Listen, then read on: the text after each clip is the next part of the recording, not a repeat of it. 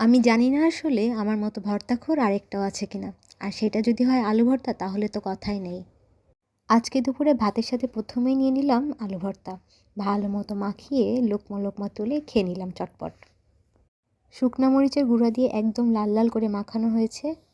আর সাথে পেঁয়াজ আর ধনেপাতা তো আছেই। আর একটু বেশি ঝালের জন্য আমি কাঁচামরিচও নিয়েছি। কাঁচামরিচটা ভেঙে ভাতের সাথে নিয়ে আবার মুখে দিয়ে দিলাম।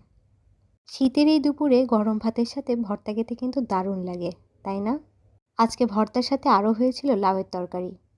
লাউয়ের তরকারিটা খেতেও বেশ ভালো হয়েছিল। লাউটা রান্না করা হয়েছিল মসুরের ডাল দিয়ে।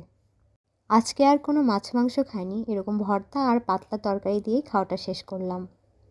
মাছ মাংস বাদে এরকম হালকা তরকারি খেতে কার কার ভালো লাগে আমাকে অবশ্যই কমেন্ট করে জানাবে।